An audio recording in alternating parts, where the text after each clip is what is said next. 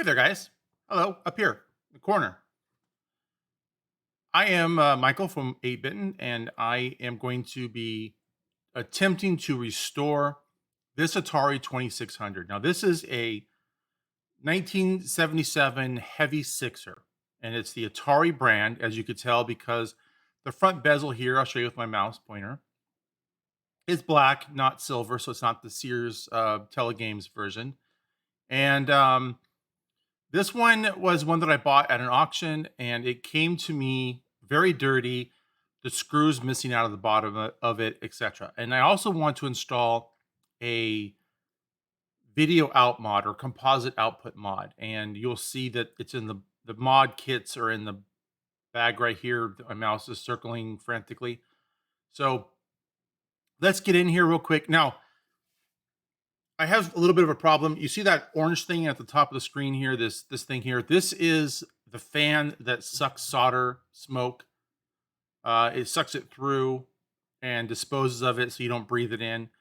I have a fan out in the garage because it's in the garage and it's very hot. So I have a fan that blows on me, and people come in and out talking to me quite a bit. So with all those things in mind, what I've decided to do is take advantage of having a better microphone and just dub over it. We'll play it and we'll dub over it. Okay, so that's the plan here. So I'm going to go ahead and hit play. So let me back it up here to the beginning here, though. Okay, here we go. So here's the Atari. As I said, I'm getting here everything ready. You can see that I have a Commodore 64 kind of off screen there to the left. I was waiting for a part to come in. You can kind of see it in the pink bag on the left side of the Atari. So I'm going to quickly put that chip in and then get back to the Atari. I believe I do that off screen, so off camera, so we won't have to worry about it. But yeah, these are collectible. Like if you're going to buy an Atari 2600 and your thought process is, you want to collect it. You want to have something from back in 1977 or something made in the USA, like before it was essentially mass produced in China. You want to get the made in USA version from Sunnyvale. And as you can see from this sticker here, it is manufactured by Atari in Sunnyvale, California. And the serial number there is 28472H as in Henry. I am told that the lower the letter on the end of it, the lower the serial number. Yeah, and I'm just pointing out that there's some like black stuff on the label or in the label or something that's come through. And I don't have any intention of trying to clean it because I'll probably I'll probably make it worse. So I'm just going to leave the label as it is. And, and there we go. So I got the Commodore off screen. We're done with that for right now. As you can see from the running time of this video, it is a long video. So don't watch it all at once. Just come back to it. But I'm going to do the entire refresh kit from Console 5 and the video component output mod all in this one video. I did not break it up into multiple parts because reasons. Like there's no really good spot to cut it. Like to say, okay, that was part one, So there we go.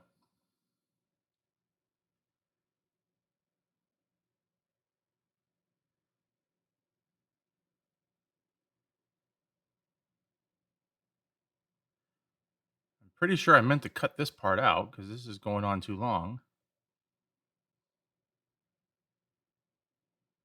Go forward 30 seconds, forward 30 more seconds, forward 30 more.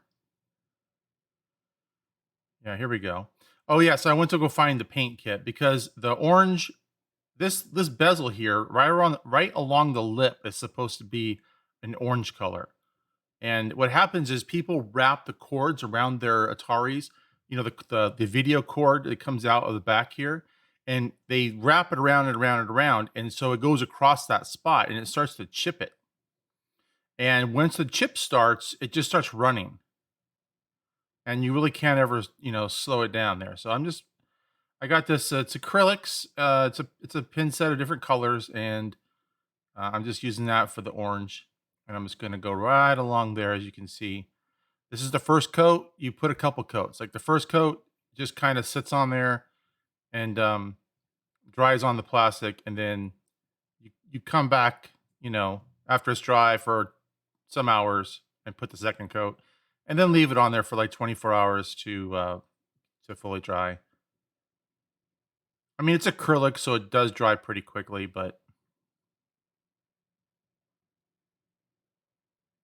that's what we got to do.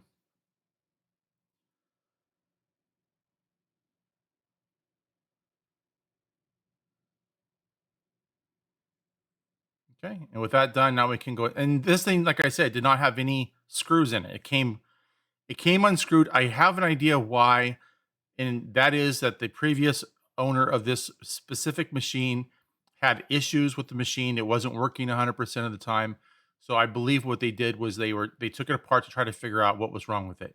They probably either didn't have any clue what was going on, or they figured it out but didn't know how to fix it, and so they just smushed it together and it went into a box, and they forgot why it was in the box, and then they just donated it to Goodwill, which is, I believe, where I purchased this was, Goodwill.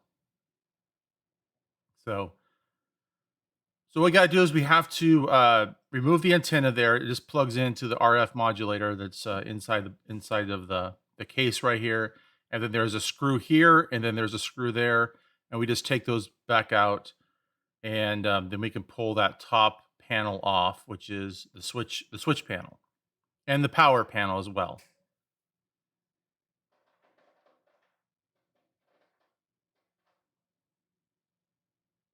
Now, interestingly enough, there is a couple of weaknesses in the design on these, and what happens is as these things get older, they do have a tendency to have problems that should be apparent, but you have to look for them. And the number one that I found, the most common problem that I found, is in the 5-volt regulator, which is underneath my watch right there, right below that green tic tac or chiclet or whatever you want to call it. These cables here I'm unplugging also get weak, and they're a problem as well. But so far I've been lucky. Yeah, always remove and put aside the little gaskets there if you have one. All they do is hide the switch so that you can't look down through the top cover and actually see the switch underneath. It's just for aesthetic reasons. Maybe keeps a little dust out of the switches. But yeah, this one was missing one, but I have, as you can see in the top left corner of the screen, right here above the Atari, I have some extras there, so it's not really that big of a deal. Those white wires there I'm fumbling with go to the video out mod that we'll do pretty soon here. Okay. So, on anytime you're doing these, the first thing you're going to do is, well, you should go to console 5. That's just where it's advantageous to have a place that's figured out exactly what it is you need, and they supply them. Do they supply, let's say, the highest possible quality components ever devised by human beings? I'm not going to say yes or no. I don't know. What I am saying is, nor am I saying they're the cheapest. I'm not saying that either. I'm not saying you can't go to Mouser or DigiKey and put together your own kit cheaper. I'm not saying that either. What I am saying is, when you consider shipping and convenience, I don't see a reason that not to go to console 5. The switches, they could use lubrication and cleaning. This, what I'm spraying on here, is called Deoxit 5. You can get that on Amazon. It's like $12 or so. Um, and what it does is it cleans the contacts, and it also applies a light film of oil. It's like, I don't know how you describe it. It's almost like silicone feel, and it just lubricates. It's like a lubricant and contact cleaner in one can, and it's non-conductive, so you could spray it all over everything, and nothing will ever happen. Like, it won't short out or cause any problems. It's either gonna make things work better, or they're gonna stay broken. It's not gonna break anything. Put it that way. So I will clean up all this mess here in a little bit, and I'll go ahead and I'm just gonna wipe it all down with a paper towel, and then we'll get a better look at it. But I'm gonna skip forward 30 seconds into the video and see what we got. Yeah, I'm just going through with a Q-tip and cleaning all the contact joints out, and not contact joints, but I mean in between all the parts. That's what I meant to say. All right, so excuse me. Okay, so on the back side of the board here, I'm getting ready to take that first capacitor out, and that's that big white one that was at the top of the board. And it's those two contacts it's this one here and the one over here. And that's a solder sucker there. It's not the cheap disposable ones you get at Amazon, but it's like the next step up. And I find that it just works a teeny bit better than the cheap disposable kind. In fact, I would say overall it's worked pretty well for me. Just heating those 2 points with the soldering gun and hitting that thing with the solder sucker immediately, and the capacitor just plopped off onto the floor, as you can see there. Okay. Now, when you're replacing capacitors, the only part that I'll pause it here. The only part that matters is this number here. It's the microfarad part, or the UF. The U stands for micron or micro, and the F is ferrite. So it's 2200 microfarad capacitor, and the voltage you want to be at or above. You don't want to be below. So as you can see, this is 16 volt. You could go a 50 volt, and it doesn't make any difference. It doesn't supply more voltage. It is essentially saying I can handle up to this much. So if the power coming in here, for example, happened to be 12 volt, and you happen to put a 10 volt 2200, well, then it's putting two extra volts in, and it's not rated to do that. So that's why you always want to be at or above what is needed. And so this is a 16 volt. I don't know if it needs all 16 volts or not, but if you were to put a 20 volt or a 30 or a 50 or whatever, 100 volt even, that's perfectly acceptable. Just make sure this number, whatever capacitor you're replacing, make sure the microfarad part of it is correct. That's all I'm showing. Oh, and then yeah, what I'm trying to explain there is you can see the shape of the capacitor, how it has a little divot there. See, it's got like that. That's the positive side, and the arrows point to a negative. And you can see it has a little circle with a negative sign, and it's saying this side is negative. So this side's negative, and this side's positive. And again, positive has the little rib, and negative has the arrow pointing towards it. Just keep that in mind for future.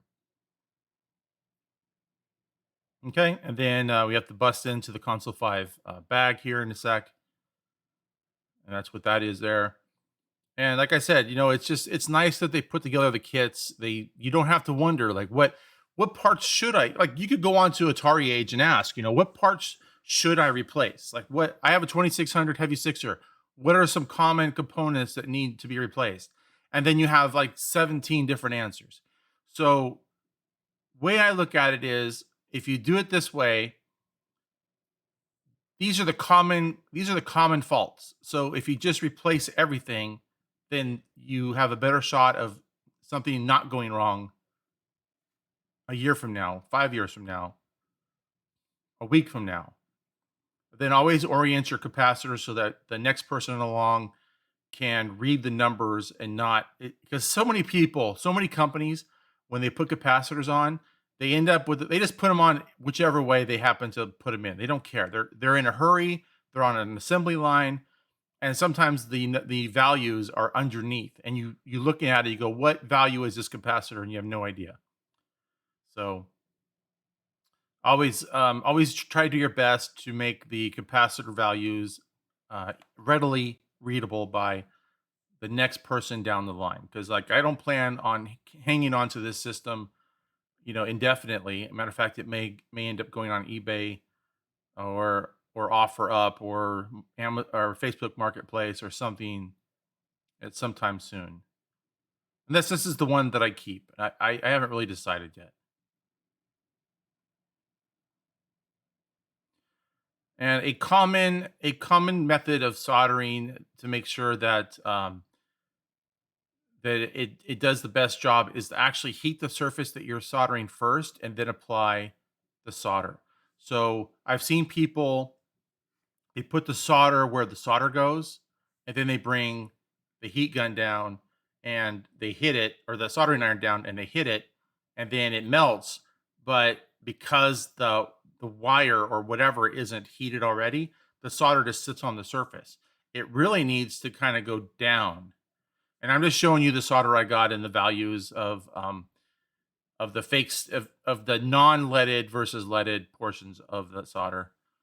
You want some leaded solder. You just need to have ventilation, and that's again what that fan is about up here, and why one of the reasons why I'm making this voice dubbing is because it's loud and it's right in the camera, right in the phones. I use my iPhone to record, and it's right in the phone's speaker, or not speaker, but mic. Yes, the other one, it's one of the four you see in the package. The values are all 4.7 microfarad. So you just grab whichever one that is. You just grab one of the four that are in the little tape. It's the only capacitors that's in the kit. Now I made a mistake here. Let's talk about it real quick. And you're gonna see me do something, but I want to admit that it was not the ideal way of doing this. Okay, so the RF modulator that's on the board is not going to be used anymore with the video output mod. There on these old heavy sixers, there are 3 contact points, and I'm over there with my mouse right now circling them. The directions for putting the video output mod show that there are 5, but that's just because there's extra stuff that's being processed on the newer boards. But you have to wire those 3 points to the video out mod board. You you do not actually have to remove the RF modulator. All you have to do is desolder these 3 points and pull the pins out on the other side. That's what I did on some subsequent boards that I did. But when this was my first one and I didn't try it, I just assumed that the best way to do it would be to completely remove it and then put it back later. So this is a mistake that I'm doing right now, and it took me way too much time, because what happens is when you have that big block of aluminum RF modulator, when you're trying to suck all this solder out or heat it all out, it's such a heat sink that the soldering iron can't get hot enough to melt the solder that's on the other side of the board. So it's just a pain. It's really difficult. So I'm gonna go ahead and fast forward. And what am I doing at this point? Yeah, I'm still working on it. Still working on it. Still working on it. And now I'm using the braided cable there, whatever you call it, solder wick, to try to suck up all of the solder that my gun can't get, my little sucker here.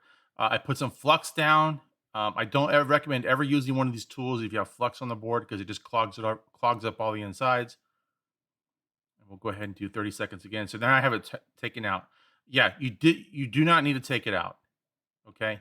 All you have to do is just take those 3 points right there, get those free, and then just take some needle nose pliers and just bend them out of the hole and have them go flat straight out, so that they don't go through the hole anymore. And that's it. Like, it's pretty simple. It's really simple here. So now we're going to do this one here. Positive, as you can see, is towards the edge of it's this way. It's towards the modulator. But first I'm noticing that there's like this residue everywhere. It's like this brown. It's almost like it's like somebody spilled like a Coke or a Pepsi on their Atari and it got all over everything. Like, maybe that was part of the problem originally, I don't know. But we'll go ahead and skip forward a little bit here. Let's skip forward again. And what we're going to see here.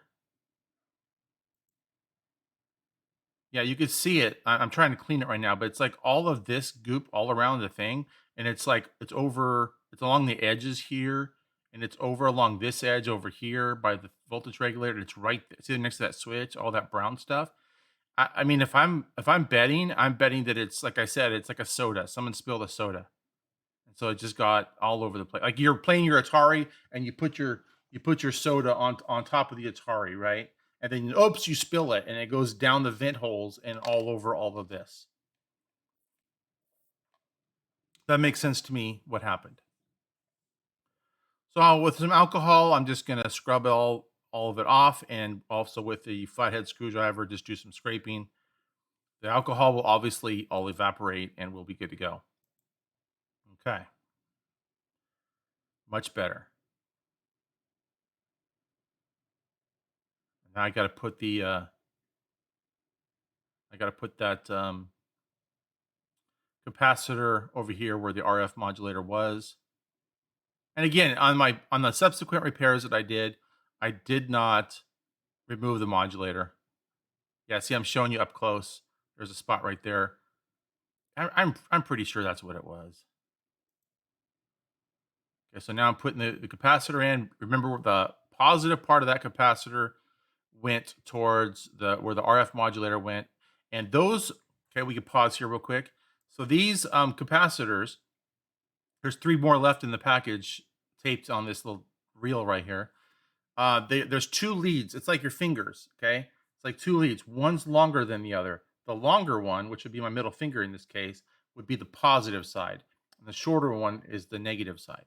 So when you put them in, you just put the longer lead through the positive hole, which would be this one down here next to where the RF modulator was, and the negative was down here. Now, from this side, you think, well, that one's shorter, right? No, it's just because I on the capacitor was moved in position so that one lead just happened to go through longer. You'll see in a second here. And again, you heat up first, and then you apply the solder, and then it'll just flow all the way through. And I run my soldering iron pretty hot. I want minimal contact. Like I want to get in and out. I don't want to linger on that part and heat things up so much. I want to heat just that spot, boom, and then go. If I could have like an arc welder and just go, bzz, that's what I would do. Okay, like I wouldn't. I don't want to spend time. I want to get in, get out. And with that, we're done. And flipping it back over, you can see how I move the capacitor. It's up towards the switch with one of the leads going down. That just gets it out of the way. The next thing we're going to do is we're going to get those Tic Tacs out of there.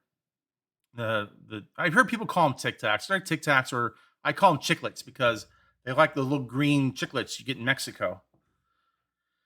So it's only using the two. There's like three holes, but the hole closest to the big capacitor we replaced earlier is not used. Only the two, and you can see clearly that they're the only ones with the little leads that stick out. So it's pretty straightforward. Gotta turn that fan back on so that I don't die of lead poisoning, and then yeah, it's so awkward because the switches make the whole board like tip, and it's difficult to keep. I need one of those clamps for circuit boards. It's like got spongy things, and you can go like this, and it holds the whole board. It's on my Christmas list. Believe me, I got it. I want to get it really badly. I've seen some people use them for like smaller projects, and I just yes, that's what I want. Absolutely. Okay, and then I got the little leads. Sometimes they resolder themselves. Like they just like that one. That one's okay. That's free now. That one, yeah. See, that one kind of soldered itself back to the thing because it was over and then it was like bent against the board. So even though I got the solder out, it it resoldered itself to the contact point. And so now we're just gonna wiggle that out. We're all set. There we go. And now in this package are these two little. They're the same thing, but they're more modern. So they're a smaller hole situation. They're not. They have no polarity. So you just put them back through the hole, and and then you bend the wires over. Now on these ones, I don't normally like them to be flush against the board. So what I'm going to use here in a second, and once I stick it through, I'm going to use some blue tack to kind of hold it out. So we can kind of skip forward a little bit here. Yeah, there's the blue tack. I keep going back here. Hang on. It's hard for me to just do a little. Jesus Christ. Okay, fine. I guess I'll just stick to it. I need like skip forward 10, not 30. All right, so I'm just sticking it on there, and there we go. We'll zap those two in place. Skip forward. Skip forward. Okay, now we got to do that one there. But also we have the voltage regulator that's right there. Now let me tell you about the voltage regulator really quick. So the three pads, which are right here, there's one, two, three. I don't know if you guys can see those. You might have to zoom in full screen. Those things pull the pads up almost 100% of the time. You absolutely need to come up with an entire different plan. And I have actually redone the entire design of this to avoid any potential future problems with this because the whole thing is a joke. It's just an absolute disaster. It's 90% of the things that's wrong with the Atari 2600. When you have a non-working Atari 2600, the first thing I recommend that you check is that the three legs of the voltage regulator are actually making contact with the pads, that they haven't pulled loose. And the way you can do that also is use a multimeter with a continuity where it beeps if you touch the two together, and touch it on the one of the legs. Like, let me pause it real quick. You could touch on one of the legs. Like this leg right here goes to where the soldering iron is actually touching right now. So you can check continuity between here and here. And if you get a beep, you're good. This pad right here and the middle need continuity. So if you put one lead there and one lead on the end of the leg, you got continuity. And then this one goes over to here, not here, but over to here. So if you touch it here and touch it there, and you got continuity, great. And then you want continuity between here, which is the ground, and here, the second one, because this comes down. You can see through the board. It comes down and across, and it goes to this big pad right here, where the part that holds the heat sink for the voltage regulator. And so in initially you had solder on there, and it was continuity from here all the way to that pin, back behind the pin to this, and then so you just test from here to there, and if you got continuity between middle and middle, you're okay. But wiggle it too, like wiggle the whole thing, and if it goes on and off, then you have to put some jumper wires because it's gone. It's bad. It's 90%. I'm telling you guys, 90% of the things that's wrong with these is related to that issue right there. They don't hold up. It's a really bad design, and I don't know what the heck Atari was thinking. Like they had so much real estate to do it right, and they just did not do it right. They could have put the voltage regulator through the board right there, the same as they did with the RF modulator on the other side. You see, like, stop for a second. Do you see how much real estate they have right here? And the only thing going through is ground, which is the same thing that we had, earlier. Like, there's no reason why you couldn't take this thing and put like, a hole here, a hole here, a hole back here, and a hole back there, and just rivet it or screw it or whatever. Like, and have four holes, one, two, three, four, and then have one of them like go to the ground, and then just have like traces go from here going over to the three holes. There's no reason why they didn't do that. It was such a stupid design right here. I can't believe they did that. But it is, yeah, it's almost 100% what was wrong, and it is exactly what was wrong with this board. The solder points were cracked. And it is common for older technology to, have cracked solder joints, and that's what happens, but it didn't have to because it's just a bad design. There's so much weakness in that spot. All right, we can go forward 30 seconds. And I'm just snipping off the legs because I'm not keeping that voltage regulator. It's going bye-bye. And then I have to twist this thing to make it go through the slot. So you have to grab onto the end and just twist it straight. So now it'll go through the hole. And then wiggle, wiggle, wiggle, and it'll come out. There you go. Okay. So yeah, let's pause it. Well, okay, we'll get back to it in a second.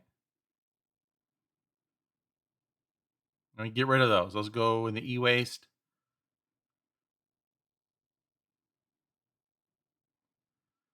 Yeah, and so I'm not exactly sure what, because like, yeah, I mean, I don't know what else to say other than it was just stupid. The whole play, whoever designed the board, I just,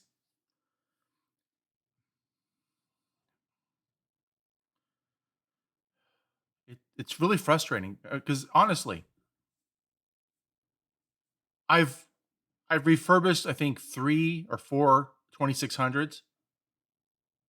All of them had some form of problem with that spot. That one, the pad's lifting up on it. It's not a big deal to fix it. It's never it really honestly is not a big deal to fix it.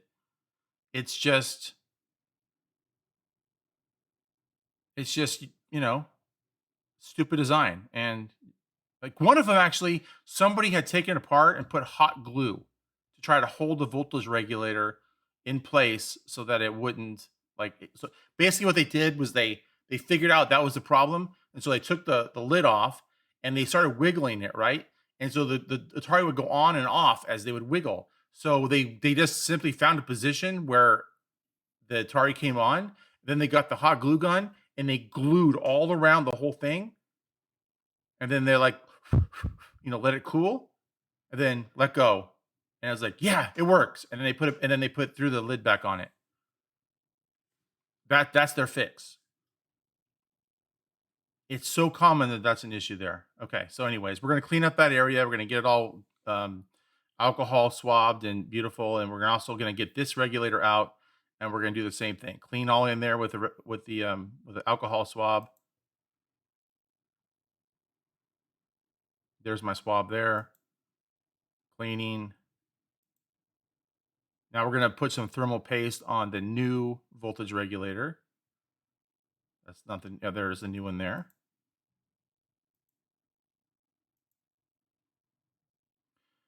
And at this point, I was trying to put it back where it is supposed to go, and just so that it looks like it did originally. Again, I'm telling you that at some point I came back through this entire board and I saw that it was such a bad design that there was going to be nothing that I could do that was going to make it last very long at all. Like right there, I'm twisting the thing. I'm like all excited. I'm going to put it all back together. I had to put a jump lead and everything else for the pad that was lifting up. But I was like, okay, yeah, this is going to work. It was a bad idea. It was a very bad idea. And I should not have done it. I should have at that point started over. I'm talking about the chiclet that has to go in there and how we're going to jump it and everything. So, yeah, there's the chiclet going in, and again, they're polarity. But what I ended up doing, because the pad was lifting up, I needed to go from our far right to the chiclet lead. And so what I found out is I could just push it in a little further, and I can actually use the lead itself to make the jumper. You see? I can actually use it. So um I didn't have to like use a different thing. So there we go. So now what I did was I soldered I soldered from here and here on that one spot. So there we go. Now that one's done. But the whole thing, like I'm saying, that pad lifted off and it didn't need to lift off. Like it was fine initially, but it just the little bit of wiggling that I did putting the heat sink back through with the regulator and it like pushing on it, it just lifted off. It's just, I'm telling you guys, an awful design right there. So we're gonna push all that back in, and then you can see just how bad the contact points are right there. It's a mess, absolute mess. And I redid it better. Like I said, I fixed it. I changed everything. I'll tell you what I did. I actually took this whole thing right here, took it completely out. I put it here, like I said initially, and then I ran 3 wires, and I did like a neat little pattern that went like this, and then like this, and then like this, and then into the holes, through the holes to the other side, and then soldered them to the contact points that we needed to solder them to. So it looked really nice, and that voltage regulator is now on top. getting lots of air right underneath the vent that's on the board or on the top cover. Everything's good. And it's not going to mess up again. Okay, now we're taking, now that's basically done, but other than I went back and fixed it later. In other words, I went and redid all that so that it worked better. Because the whole time it was bothering me. I'm like, that's hokey. I got to go back and redo that. I mean, it works, but am I just getting it working, or am I trying to essentially fix? Like, am I trying to make it so that it's gonna last 30 years? Like that's the thing that keeps going to my mind. Will this last another 30 years? And if the answer is maybe, then I need to stop and do it over. And that's what I did. I stopped and I went back. I didn't show it on camera. I did it after I was all done. It just bugged me. It was just nagging at me. So I went back and I took the regulator off. I re-cleaned everything, cleaned all the contact points, ran wires, mounted everything better, and away we went. Okay, so I'm just got to remove this board here, and so there's two screws off camera that are down below. I think I took them out already. Okay, and then it's got some trash and it's got some, yeah, and all that needs to be cleaned. All right. Yeah. So I spray. Okay, so we can go back here. So I spray Deoxit 5 into the cartridge slot here. See that? Get all that nice and clean. And then I'm going to pop out, yeah, do the joystick ports as well. I do those later, though. I do them off camera. I pull out all the chips using my chip puller, and I spray where the chips go into the sockets, and then I put the chips back in.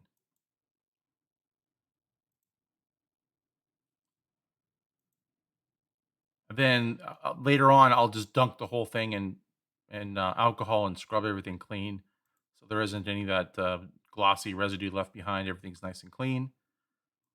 All right, so now we got to start working on replacing capacitors on the board and whatever else. I'm temporarily going to remove that serial number thing there, and then we're going to start desoldering some of the capacitors. Okay, so we have yeah, those are four of the diodes. You can see them right above the screen there. They're the, I think they're for audio.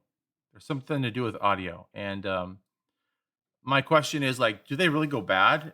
And if not, then why would they not be? Why are they included in the kit? Like, I guess somebody complains about them. Like, maybe they get old and they start sounding bad. I don't know what the issue is. I just know that they wouldn't. My thought is they wouldn't include them in the kit if they weren't on some level going bad. Okay. All right. Give me 1 second here. Okay.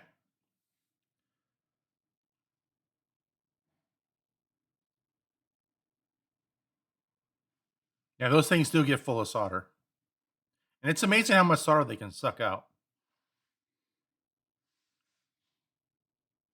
But the good news is these old vintage electronics, they all use leaded solder. And so they have a really low melting temp, and it just makes it really easy to heat them up enough to flow them out like that.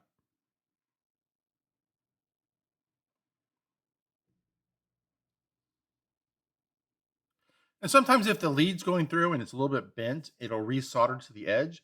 All you do is take the soldering gun and just like heat it as you push it and then break it free, and then it's free. What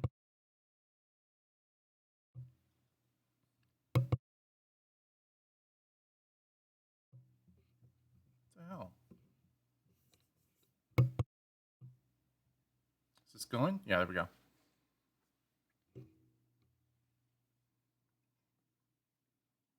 I don't know about the orientation, but I orient them the same direction as the originals.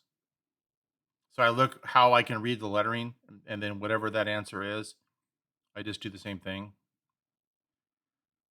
So yeah, I'm just bending over the legs. I had the garage door open because it's so hot. Trying to let the heat, escape out. I actually bought a new fan, so I should be doing okay now. It got bugged. Stupid bugs.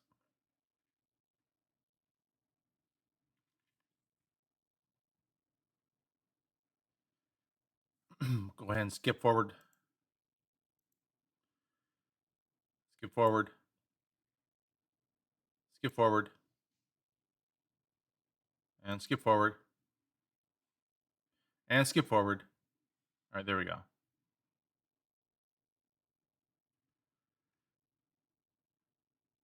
Just a lot of clearing out those holes so that these would slide in.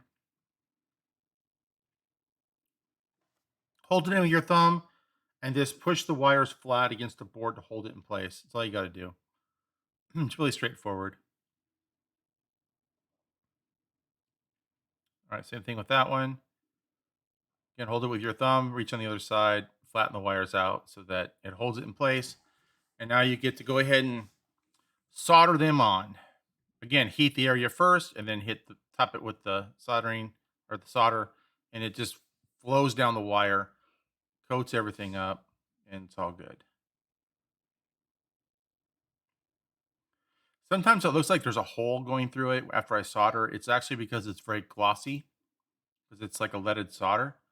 So it just the reflection's not quite right. And so it looks like it's got a hole.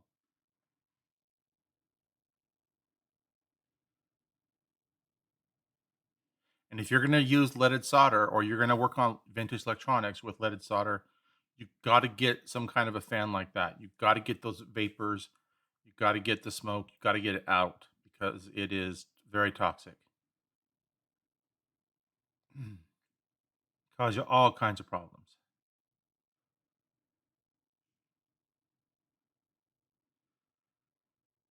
And the charcoal filter absorbs the vapors that you can't see.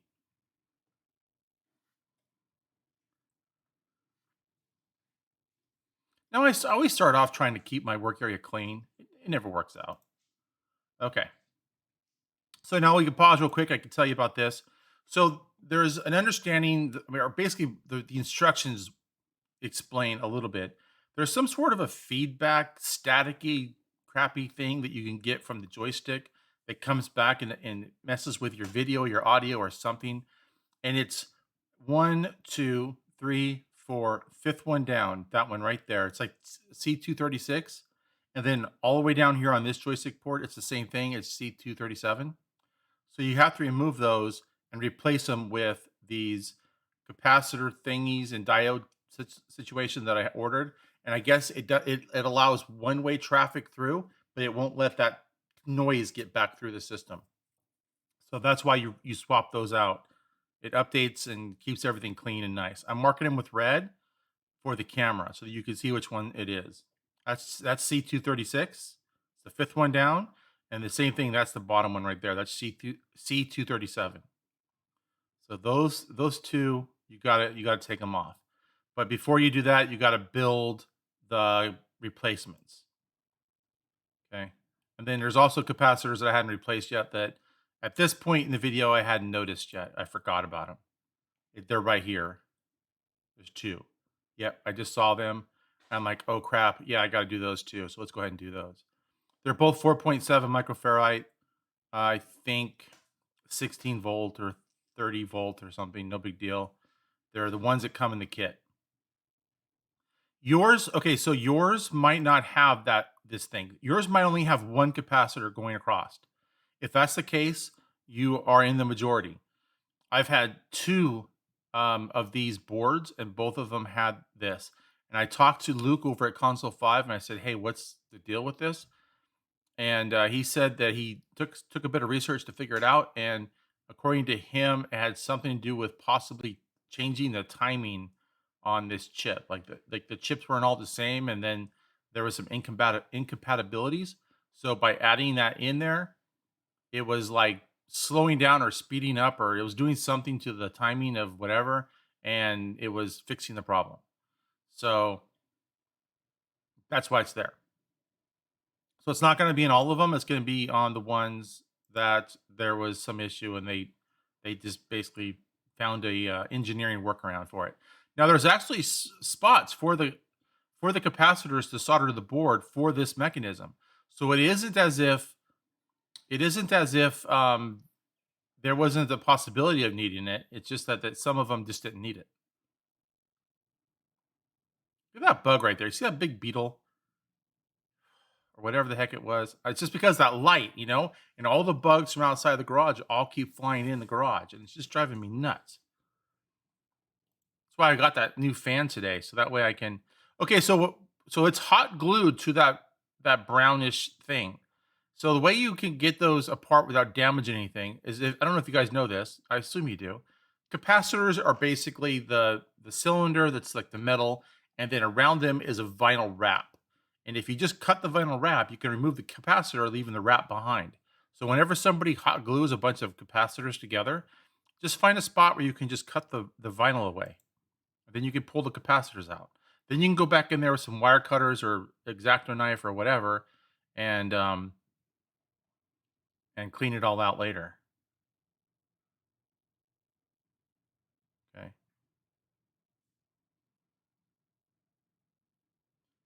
there we go. See, the capacitor just comes out.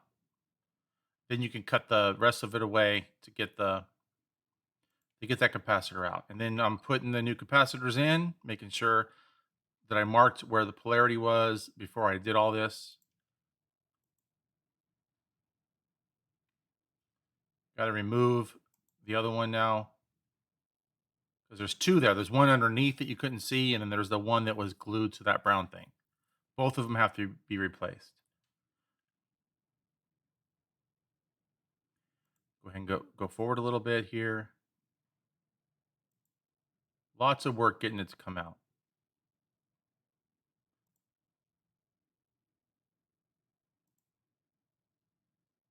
Gotta clear all those out, make sure the holes are all out. And then as you can see, now we have the two from that kit that they supplied here. This kit here has came with 4 capacitors, I believe. One of them, you remember, I used next to the RF modulator on the switchboard, and then 2 of them I'm using here. I'm just gonna bend that over, and then I'm gonna shift it out of the way so it's not too close to the other location. Get that soldered up. And then this one, part of it wraps around the top of the brown thing. That's the negative. The positive is over here in front of the chip. You got to make sure that none of these wires touch any of the leads on this side of the chip. Be very careful.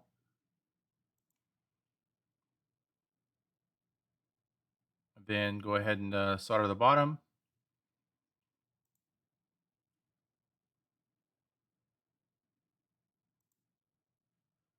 Got to be very careful. Make sure everything fits nice. Nothing's going to move around. Everything's going to be wonderful. And you should be basically right back where you started, but with all new capacitors there. And I'm just touching that up, make it look good. I wanted it to actually look, professional. So, all right, now we got to make those one-way diode slash capacitor thingies for where the joystick ports are. And I bought the kit for it. They're optional, but I do it anyway because it was in the original kit that I bought, and so I thought, okay, well, they must be something special. So I start with one of the capacitors, and I just bend the leads as close to the capacitor as possible, straight down, and then I bridge across with the diode. The black line on the edge of the diode needs to go towards the joystick ports. And then I use one of those alligator clip things, and there you can see right up close. I'm just soldering. Yeah, I keep forgetting to turn the fan on, so it's not sucking all that out.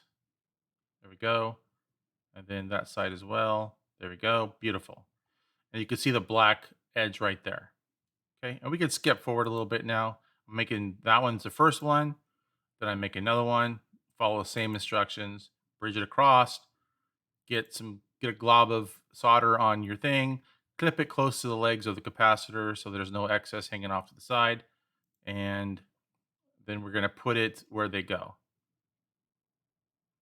Okay, and now I got to desolder the originals. It takes a bit of work to get those out. They are stubborn.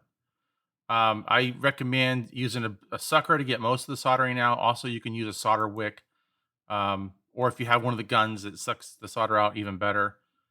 You don't want to risk the pads coming off on this one. I can't imagine how difficult that would be to to bodge wire around, but I've had nothing but luck so far on that, so I feel okay about it. And I'm just going to keep going. And sometimes I just end up just cutting the leg and then sucking it out from the top as well. Now I could pause here so I could tell you about it. See, is it in the picture anywhere? It is not. You know the metal lid that this entire board fits inside? The edge of it touches on these contact points. It touches here and in here and here and here and here, and it goes all the way across. It's like it's for the RF shield. It's like a ground. Well, it gets really close to the edge here, and if you're not careful and you create too wide of a stance on those capacitors, and you have solder globs sticking off the side that you didn't trim away, when you go to put that thing on, it's going to hit. So I recommend you number one, do what I do and get as close to the capacitor as you can, so there's not a whole lot sticking off to the side.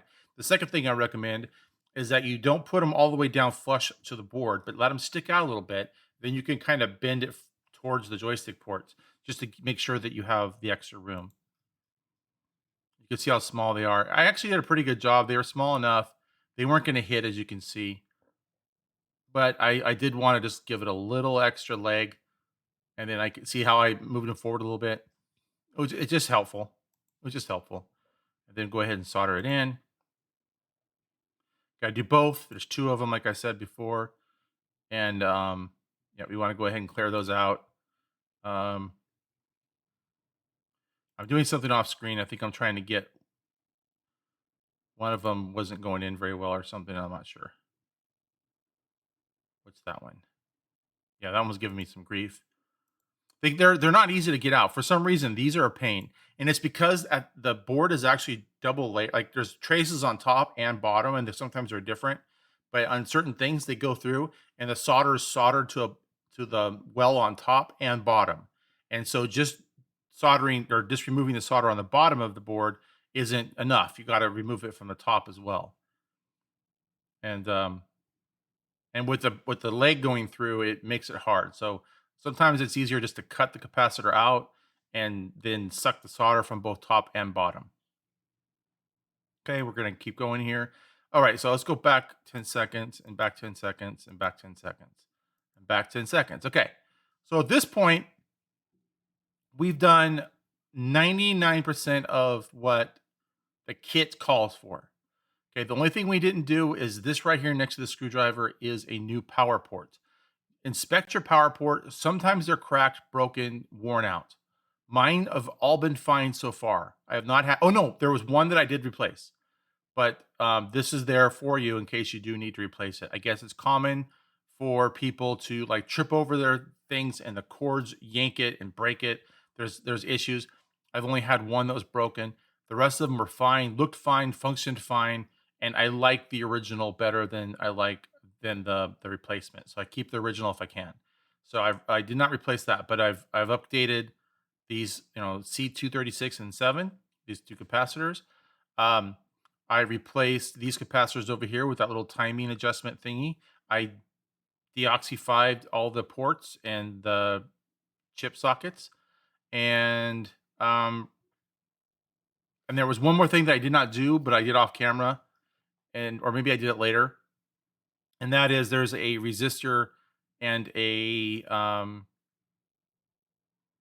resistor and a I'm forgetting the name of it transistor that needs to be removed for the video mod. Okay. So now we can go to the next step. The next step is going to be assembling the video mod board. It includes that transistor there that goes through. The board is marked where the layout is, so you know exactly where things go. It's really simple. So the transistor goes through, and you're going to solder the three legs, and then trim off the excess legs, just like you did everything else you've been doing so far. Then there's two resistors. There's a 2.2K and a 3.3K, and they're labeled exactly where they go. So I think the orange red is 3.3 and the red is 2.2. So according to the instructions, I'm just thinking I believe that's what it was. There's the instructions there. So it's all pretty straightforward. Just follow the directions. The only thing I did different than he did was I didn't like his wire color choice, like what is what. He had blue as video and yellow as audio or something, or I don't know what he did, or audio yellow was positive or something. And I didn't like that. So yellow is supposed to be video. I don't know what he was doing, but here I'm just soldering the back side of it. Pretty straightforward. Got all the things where they go. Can't really go wrong with that. Boom, boom, boom. Yada yada yada. They're all soldered up, and cut all the excess legs off. Make sure there's nothing crossed. And we are all set. All right. Just that simple, guys. Just that simple. Now we got one board. Now we have to put the wires on the end of it. There's 4 on one side, that's the input, 3 on the other side, that's the output. So the input will have ground, 5 volt, video, audio, and the output will have ground, video, audio. The 5 volt in operates the board itself. Has to go through the resistors and the transistor and whatnot. So, okay, so you can see here's where one of them we're going to take off. So right above this chip and this capacitor, and right next to those 2 audio diode things we replaced, you'll see a transistor right there. It's got 3 legs. It's exactly the same transistor that we just put on this board. So essentially, this one replaces this one in the chain. You have to remove this one after you've put this card together. You can't have them both in the board. So the instructions that you get from that guy say to cut this one out. So that's what you got to do. Although I just desoldered mine after I did it. And there I'm just debating, like, where do I want to mount this thing? And I ended up mounting it somewhere else, so we can keep going. Yeah, I got to remove that transistor. So I'm on that page of the manual. Really straightforward. So yeah, we're gonna just cut it out, and then I'm gonna desolder it so that the holes are available for the future. See, I did a good job right there. All 3 holes are visible, and we're ready to go for. You want to be able to have people come back and essentially put things back how they were. Now this one tripped me up for a minute because it showed 5 pins. Let's go back here 10 seconds. Okay, pause. It shows 5 pins. 1, 2, 3, 4, 5 on this revision of the board. And it says right here, you need to cut the 5 pins. You need to cut the 5 pins. No, no, no. All you do is flip the board over. You use your solder sucker or your wick. You get the solder off the backside, and then you just take your needle nose pliers and you lift and twist each of these legs out, starting from the inside here and just working your way through until they're all sticking like straight out. You just bend them up so they don't make contact with anything. Because this is a dead thing unless it's sticking through the hole. Like there's nothing going to feed back on those wires or anything. So as long as they're just out of the way, you're good. So just don't cut them because then you can't put them back. Just desolder to the other side and then lift and twist and pull each of the legs out. And you only need 3. And mine has 3, and I was like, wait a second, not 5. It has 3, and so I had to go like kind of dig around and learn more about it and figured out, oh, you only need 3, so we're good. Like the 3 I have is the 3 you need. So, and I'm just sitting there staring at it, going, "Am I missing something? Am I missing something?" No, it was just a different revision of the board. All right, so now I got some wires. I'm going to pull those out of the sleeve, and then I'll have the wires. Come on, I just got to get to the point where we're moving on here.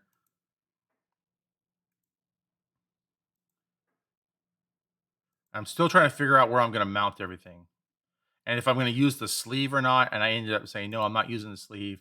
I'm just going to take the wires out.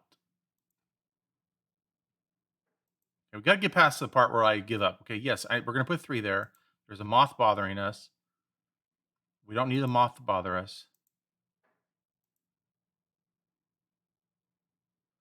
I'm trying to figure out what they are, and it's negative or ground, positive, video. Okay, so right here, we can stop and I'll show you. So if you guys do these, negative is close to the inside, positive is this one, video is this one. That's all there is to it.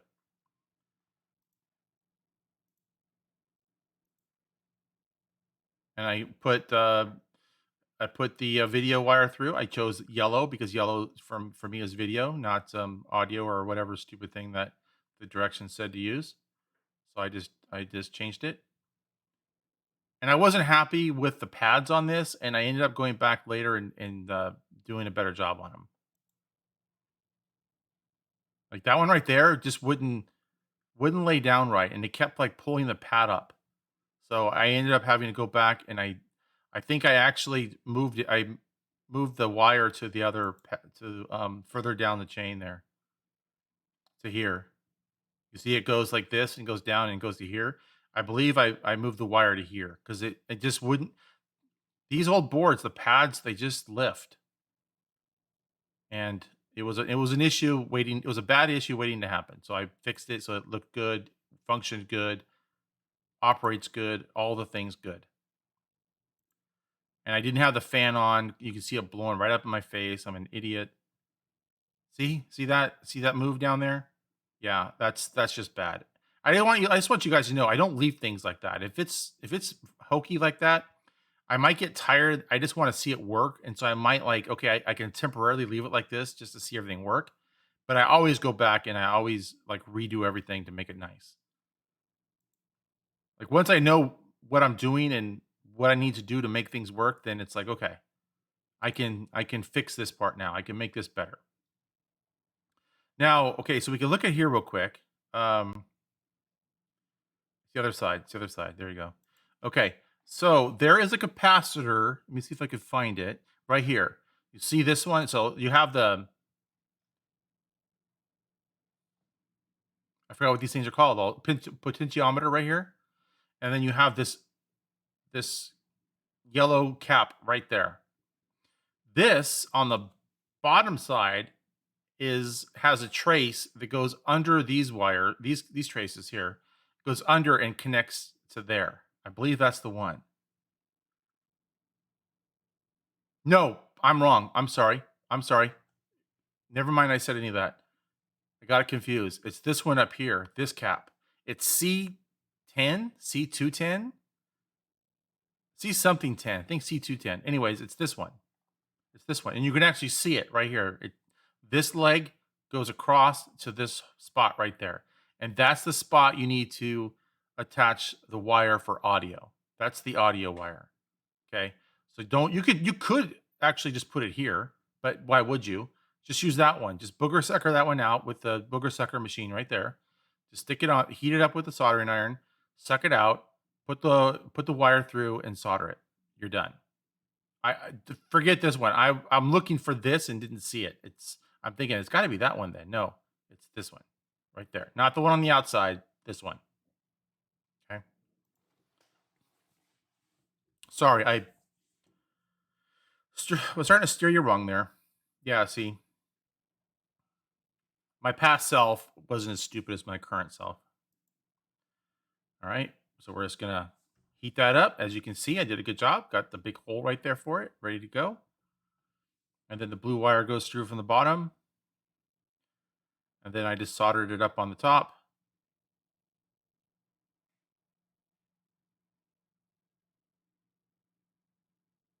Yeah, a little flux because I want the solder to just go straight down through the board. And the flux does help with that.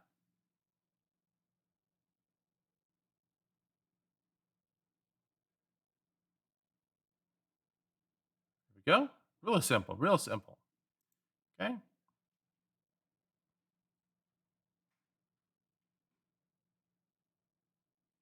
And then this one is okay. So I wanted to put everything back together, but this was all dirty. So then I took it in to get it clean. But one of the things I found out, you saw just a second ago. Let me see if I can show. We'll just skip forward 30 seconds. Okay. So we can skip pretty much a bit of this video.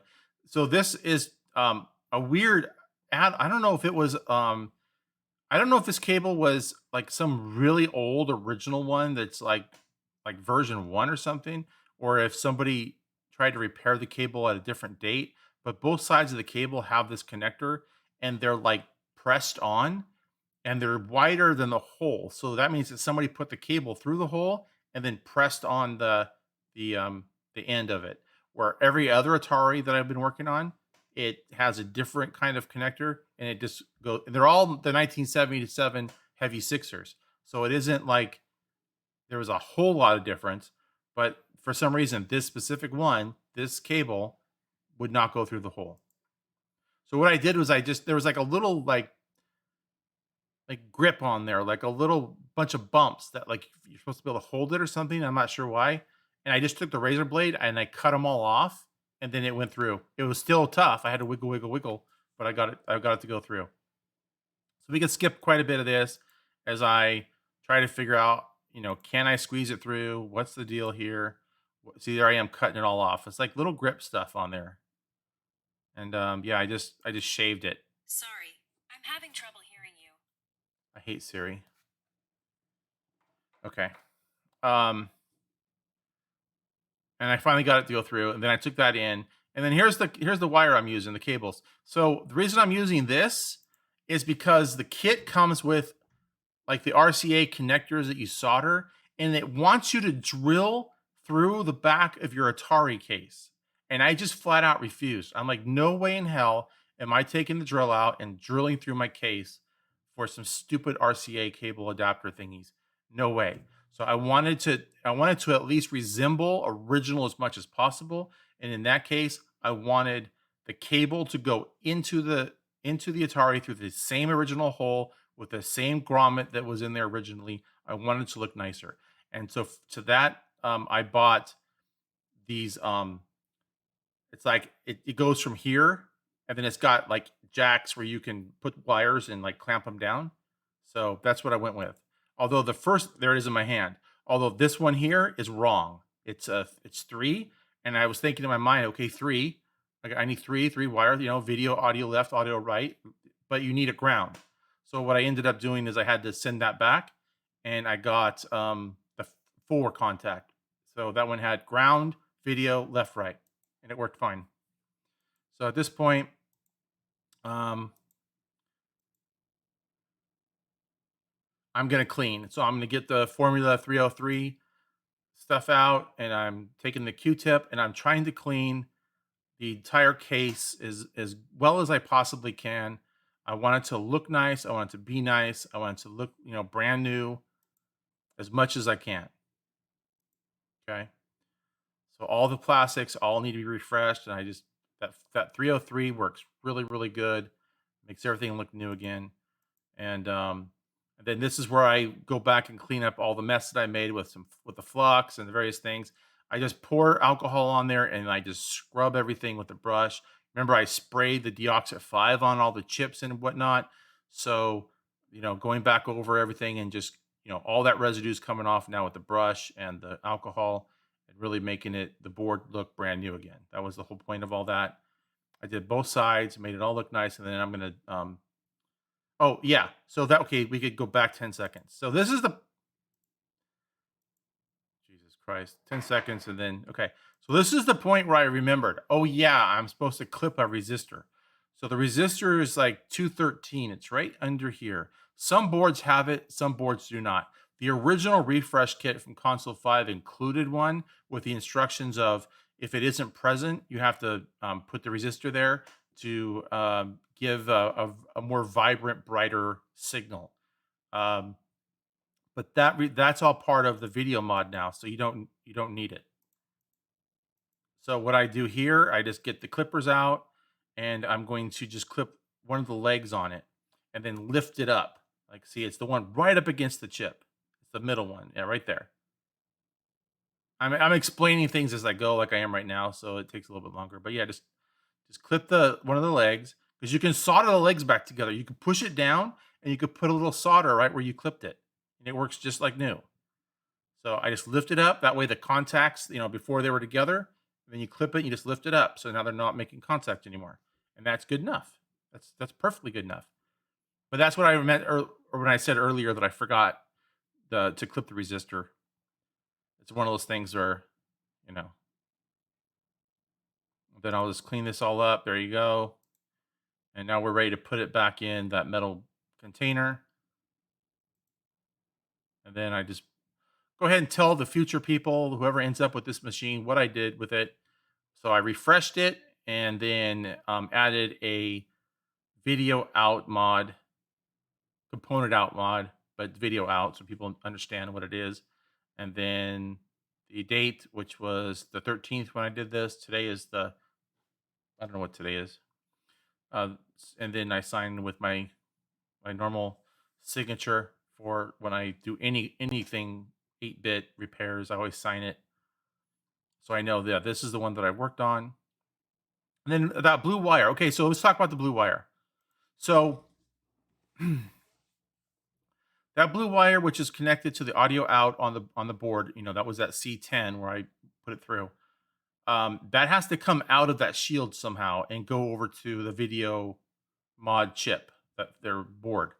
So how do you do that? And what I picked in the video at the time that I was doing the video, I picked this hole right here because it just goes up and it goes out the hole and then along the bottom. But when you put the thing back in the case and you put the screws on the bottom, it basically squeezes the cable, and I didn't like that. So I came back off camera. Remember how I said I don't like something? I always go back and I do it differently. Now I know what I did is I went right where that thing is soldered, just to the outside of this case right here, and I actually drilled a hole through so that the cable goes right through it, and then I held the cable so that it was centered in the hole, and then I squirted hot glue inside the hole so that the wire, I just keep saying cable, so the wire wouldn't ever touch on any metal, like it wouldn't um, like rub or become frayed or anything. So that was my eventual solution. This was the hokey solution because this is my first one. So the first, video mod. So but at this point, I'm just kind of figuring out things as I go. Like, how do I do this? How do I do that? So I don't like going through that hole. It was a stupid idea. I shouldn't have done it because it's not only is it sharp edges right there, but again, once you turn it over and you put it inside the case and you screw the bottom screws on, it's literally just squeezing that wire. And I didn't like that. So, all right. So I put everything back together and now I'm putting, yeah, I'm going to put the screws in the bottom. I'm finding what screws I'm going to use because this one, again, remember the first part of the video, this one didn't come with any screws. Somebody had opened this and was playing around with it. They were trying to get things to work, and who knows what they came up with. The thing is, though, when I got it, like I flipped the switch on and it showed it had a game going. I think it was kind of spotty. Like the video wasn't very good. I think I had to flip the things around a couple times. Like it wasn't great, but you could tell the chips were working. In other words, the board was working. There was probably bad capacitors. Probably some of those diodes were bad. There was something going on that I was able to fix. Okay, now this is gonna be super fast because I sped it up in this film. But basically, let me stop it right here. So these things get like tarnished and they get all kind of blackish and dull and whatever. I saw somebody out there on the internet land polish it with metal polish. That works. I did that too. I had my Dremel with a buffing wheel on there. I put metal polish on there. I did it. It took like an hour to do, and it came out very nice. It looked great. I had no complaints. However, I started thinking to myself, how would a wire brush work or wire wheel like this? How would that work? So I got the Dremel out, I got the wire wheel out, and it look at that. It just freaking cleans it. It does an excellent, excellent, excellent job. And now we can skip forward. There's the fast forward as I did the whole thing. I originally intended not to do, oh, we can go back. Here we do a pause. Back, back, back. Okay, we have to go forward then. Okay. Where am I at?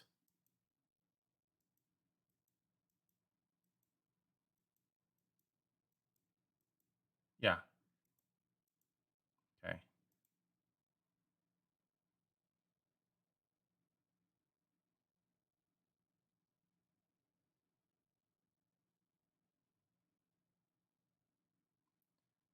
I just wanted to get to that part where you can see I held it up to the thing.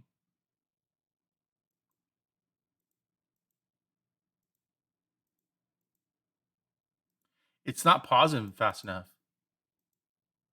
See, I can't, like, it runs away. There we go. See that?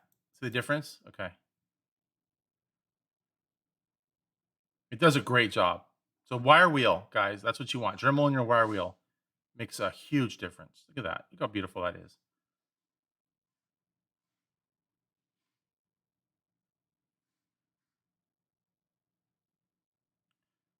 All right, got them all clean. All look new again. Fighting with my lamp as usual. I did have it hot glued to my desk at one point so that it wouldn't tip over, but then I found I needed to move it too much. And you see again just how ugly this looks right here. I did go back and fix it. I promise. I can see how ugly it looks.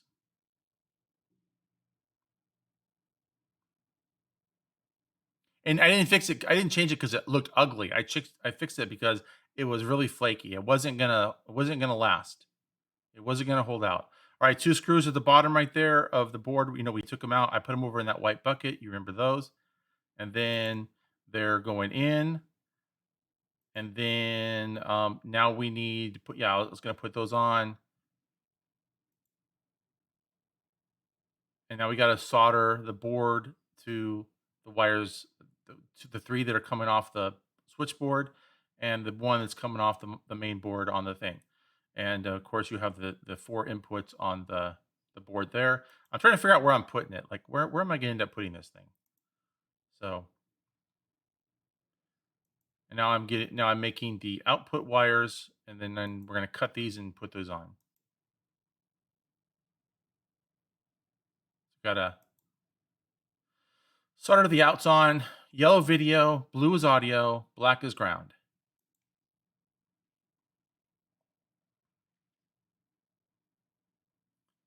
Just cut off a little bit of the wire, stick it through the hole, fold it over, solder it, make sure none of the contacts touch.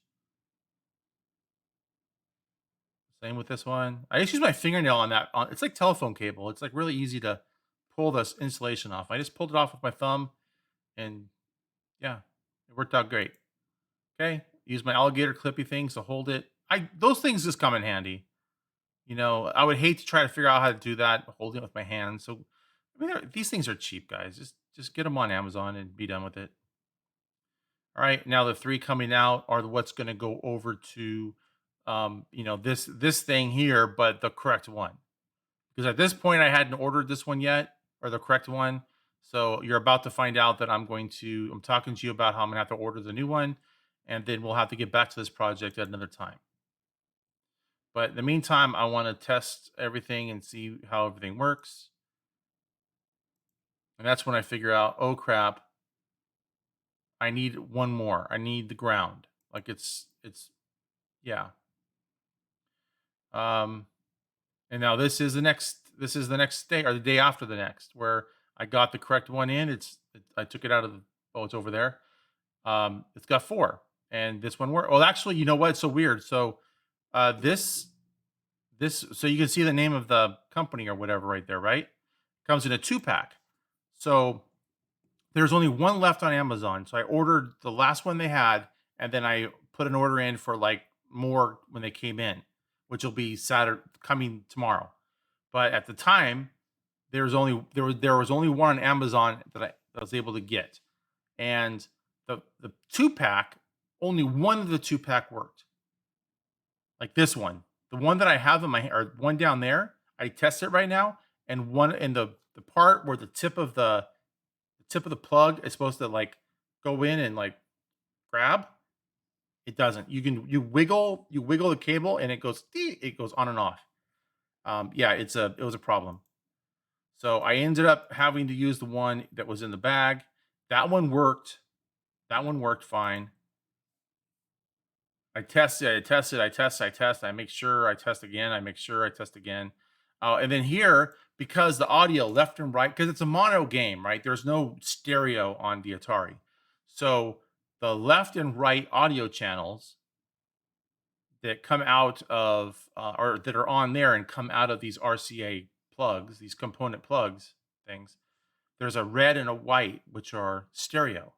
And while technically you only need 2, you only need a cable that has um, a cable that has a video and a cable that has an audio, and that's it. So there's a in some way I could have just used a different cable that only had yellow and red or yellow and white or whatever the color is you can get, and then use the one with the three. Okay, one of them would have been ground or some I don't know, whatever I would have done. But what I did instead is I just took a piece of wire and I jumped it between right and left so that it was basically coming out of both speakers. It was still mono, but both speakers were making noise instead of one speaker. And I felt that that was a good compromise. So that's what I'm doing right there. I'm just bending the wire in a little U so I can bridge it between R and L or right and left stereo. And that's it. And you just slide it down. As I said, you just stick it down there just like that, bridging it. See that? Then you put the blue wire in one of the two. It doesn't matter which one because they're both common now. And then a little teeny Phillips head screwdriver to clamp them all down. And then, put the video in, which is the next one. And then lastly, the ground. And then tighten them down. And once you have all that done, now what you have to do is figure out where you're going to mount everything. And what I actually did, again, off camera, I took this cable back out, or actually unplugged it.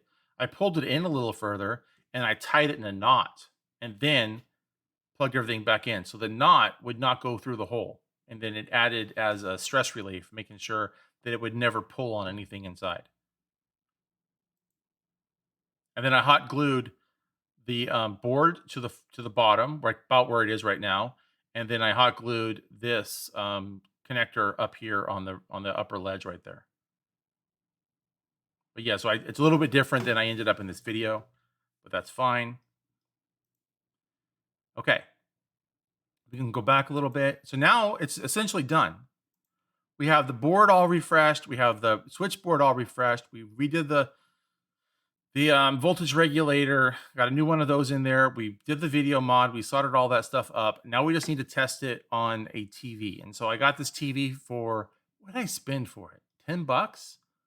It's a Samsung, like a flat panel or a flat screen CRT.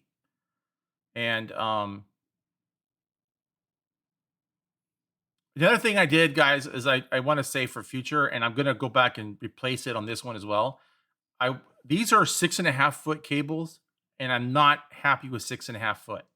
Like I feel that I needed longer. So the ones that I got, I believe, are 10 feet, and I'll have them tomorrow.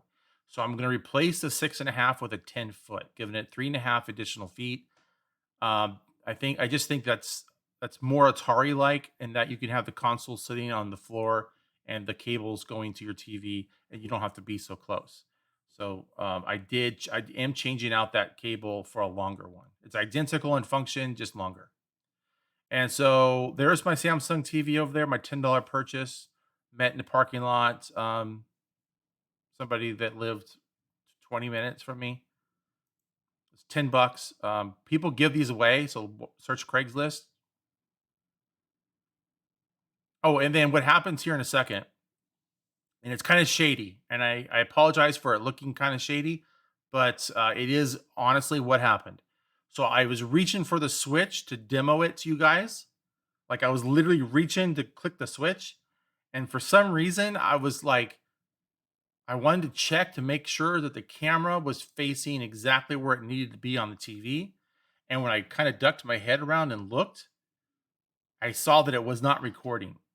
And so I went, what the hell? And I hit the record button again, and it just immediately turned off. And then I like looked carefully, and it was like, your memory is full. So I had been recording for so long that it filled up my phone. So I had to stop, go into my house, and drag all of these videos off the phone onto my computer. Well, then my C drive, which is an NVMe drive, which is like almost always full, was basically in the red. So then I had to drag all of those files onto an alternate drive that I had. And all that took like so much time. I think it was like hours of copying video off my phone and then charging it. Well, it was charging on the computer because it was plugged into the computer. But and then go back out again and then finally do it. So it was kind of silly. In fact, let me go ahead and explain it in the video instead of me talking about it. I'll go ahead and I'll mute my mic.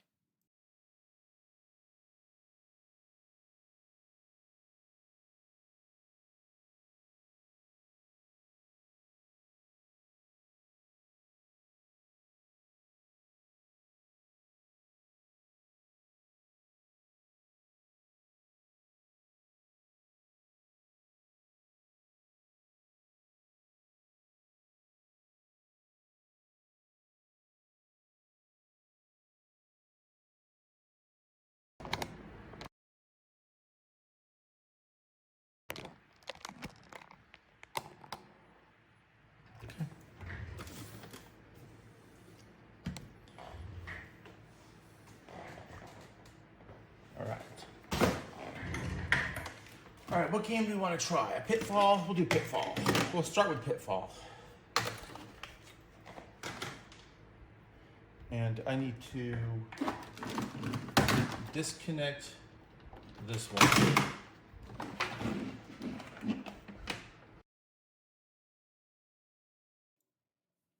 So that's my Sears Telegames version that I already did a Console 5 refresh on this one, but I have not done the mod on the video mod on this one yet. So it's still plugged into a regular RF out. And I might keep it that way. I'm not quite sure yet. So yeah, sorry about that. Just wanted to say. Let's put it underneath.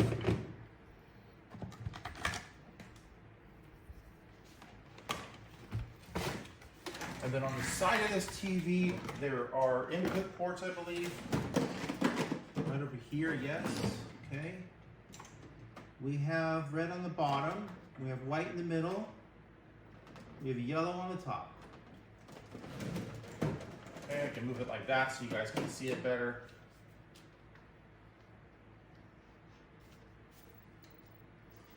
All right, then we have to go to input.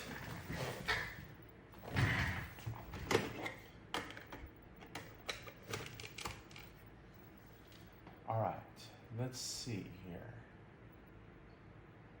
Source. AV DVD, is that it? No. Component? Oh, it's not plugged in. Hey there, guys.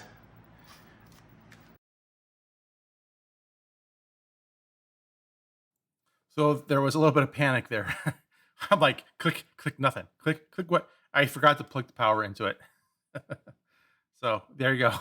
But anyways, yeah. So at this point, I'm back and all right. So I have a little bit of a problem here. I'm trying to address it. So just give me a second. No, I won't address it. Well, basically, it is what I said it was. It was that the memory had run out. So while I was looking for the thing to plug it in, and then I went back to check, like I leaned over to look at my phone. That's when I realized it wasn't recording. So I had spent, like I said, hours getting that taken care of. Now I'm back. So we'll just go ahead now. Oops. Yeah. And I'm explaining that I use my phone because it has all the different zooms and stuff.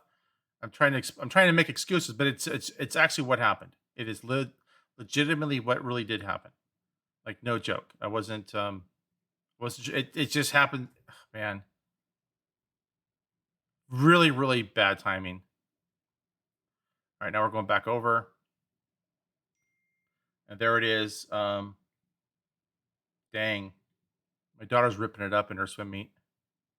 I can't go because COVID people, they don't let like more than one person inside to watch. So it's like sit out in the car. It's like sit out in the car and not get to watch, or stay home and not get to watch. And we're about to see it work. Here, let's go back to the video. And of course, I saw what happened, but you guys did not get to see what happened. So I'm going to pull it out to 0.5. You can see I have the Atari sitting over there. It's all back together. And it's ready to be tested. Now, I already know the result. Now, you guys are about to know the result. Ready? And maybe one time you can actually see me flip the switch. Here we go. Okay, I had to cut that part out. I had to sneeze. Okay, so here we go. I'm gonna flip the switch. I didn't cut it out. I forgot. And there we go. We have a completely refreshed and video modded and repaired Atari 2600. Now, what I need to do. Yeah. So, yeah, it looks better in person than through this video. It looks actually really, really nice, especially compared to the RF out. Is it as good as VidHD or whatever that thing? What is that one? The Ultimate. Oh wow, what is it called? It's the board that costs like $25-$30. That's you can use it with all the Ataris, like 800s, 1200s, all the things. What's it called? I actually have it on my 1200. But I always forget what it's called. I get confused with the Ultimate 1 megabyte, but it's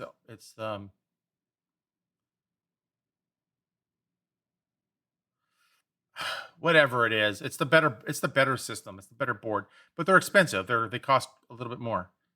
And so I'm not saying this is better than that, but it's really good. I'm really happy. We can go back to being muted again because we don't care.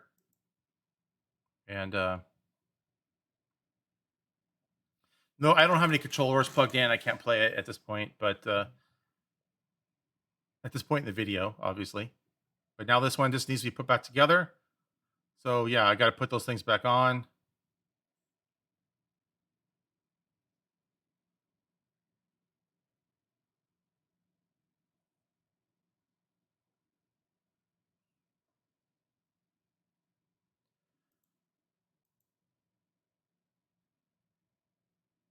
And put the lid on, but it's not screwed up there. I don't have the screws in it yet. So we'll be putting the screws in right now. I don't know what to do about the label. I wish I had like an idea that would clean that black stuff off. But I just don't know. So anyways, yeah, I find the screws I need and we'll put the screws all back in it. I'm using stainless steel screws. They don't get tarnished as easy. And washers for these ones there. And yeah, those ones they're all tightened up. And then it's got like a little bit of damage right there above there that I noticed. It's got like, I'm not sure what happened there, but I just trimmed it with a razor blade a little bit ago. And then I went ahead and went over everything again with Formula 303, getting everything nice and clean. And then I do that again, go through all that part. And it's gonna dry. It'll dry all uniform into one color. It will. Put that back in, flip it on, flip the camera over. You can still see it's working over there. Everything's great. So that's it. That's the end of the video. We have a completely refreshed 2600 heavy sixer. The whole console 5 refresh kit's done, and the video component output mod's done to it. What do I need to do still? And plus, off camera, I relocated the voltage regulator, and I redid the pads where the voltage regulator was breaking loose, and also that video wire where the RF modulator used to be went, and also I put on the original RF modulator. I put it back where it originally was with the pins bent out of the way, so that way a future person, whatever, could go in and put everything back together. And when I sell this thing, I will sell it with the original RF cable. And all they would have to do is to put everything back to factory would be to reconnect the 3 pins for the RF modulator that now have to go back through the hole and then solder, reconnect that resistor that we snipped and lifted up, and put the transistor back where the 3 holes are already ready for it to go. Solder those in, and you're all set. That's it. That's the only thing that you would need to go back to, factory functionality and use the RF modulator, hook it to the back of your antenna port on your TV. That's it, guys. So with that, I really don't know what else to say. It's a ready to go. Do I keep this one or do I sell this one? I have, like I said, 5 more of them. I only like this one because it has the low number. I see some dust in there. Okay, so I see some dust I have to clean out on this video. You see underneath here where it's got like some parts of the paint that kind of went down. That's where I messed up and I rubbed it off, and then I can't see as well live as you can under a magnifying glass, under this thing blowing it up and all that. You can see more, you know what I mean? You can see more blemishes in person. No, I'm sorry. You can see more blemishes on camera where it's zoomed in and the lighting's better than you can in person. So I could not see this stuff inside here. I'm just gonna grab my little flathead screwdriver probably and just go right along this edge and get all that gunk out. And I'll touch up like right there. You can see it's not perfect. I'll touch up like right there. It's not perfect, and then I'll whatever this is, I'll figure this out. So yeah, I didn't see that until just now, but I will make it look better. I'm really trying to be perfectionist. I really want this stuff to look as absolutely as great as it possibly can. And this was my learner one, right? So this is the one that I did, essentially first. And it's not the first one that I restored. That telegames one was the first one that I basically called it done. I finished it all up, but now I'm thinking I need to do the video mod to it. So I have to take it back apart and do the video mod. But so there's going to be one Atari system that I'm going to do that's not going to be modded at all. It's going to be factory with the RF modulator and the whole deal, because I have off screen, I have a little like 13-inch TV, like CRT TV with, the old school with wood grain and all that. And I want something to go with for those to go together. So I'm going to pick something, and I'll put it, maybe I have a made in USA light sixer that I might mesh with that one. We'll see. All right, guys, that's it. Please check it out. I'm looking over here because my camera's over here. Sorry. Check it out. Guys, listen. I enjoy making videos, but I don't make very many of them. And it's typically because I don't get a lot of feedback. I don't do enough videos to get like a fan base or a viewer base or a subscriber base. So if you would like me to make more videos, and I plan to do more anyway, but actually sit down and do the process of editing together a video to post on YouTube, if you're interested in me doing that, I would encourage you to like, comment, subscribe. It helps the algorithm, but more important than helping the algorithm is that I see somebody subscribe and I think, okay, there's at least one person that wants to see my next video, so I better do another video. If I don't have any subscribers, then I am like, well, what do I care? Like, why go through the effort of making a video? This has really taken me several hours to do because I made the video first and now I'm doing the commentary over it. So it takes me several hours to do these. If I'm going to sit in this chair for several hours making a video, I need to know that somebody appreciates it, someone wants me to do it, and that's you guys. So I would ask that you please do that. Please just do me the favor on your way out today, hit the subscribe button, hit the like button, and leave some kind of a comment. Don't try not to be too nasty. This, like I'm saying, this is a hobby. This isn't my profession. I don't have subscribers enough to even earn a fraction of a penny. This isn't income. This is hobby. This is fun. This is just part of the community. Um, I'm never going to be on the same level as the 8-bit guy and all that. I'm never going to be there. They're way ahead of me, and their content is obviously orders of magnitude better. I'm doing this just for fun. So if you could just show some appreciation of any kind, just like, hey, keep going, keep doing it. Like you know, we'll see you in 5 years when you're rich and famous. Like, that's not gonna happen, but you know what I mean. Like, just keep doing it. Then I will. Then I'll keep doing it. Otherwise, I'll wander off and do something else. I have another channel called Broke Astronomer where I do, um, where I did astronomy technology reviews and stuff. I have several telescopes, mounts, camera equipment, all that stuff. And for a while there, I was doing a lot of reviews, a lot of how tos. This is what you need to do this and all that. And I have like over 1,000 subscribers on that channel. Not even trying, like just basically doing my life and doing some live streams, showing planets off and those kinds of things. So I feel like this is kind of the same thing. I'm just doing these things anyway. I'm hitting record. I'm going to upload them to YouTube, and that's where they'll land. And if you like it, please, yeah, let me know, and that way I'll keep going. All right, guys, I'm out. I'm going to hit the stop button. You guys all have a great one. Keep going.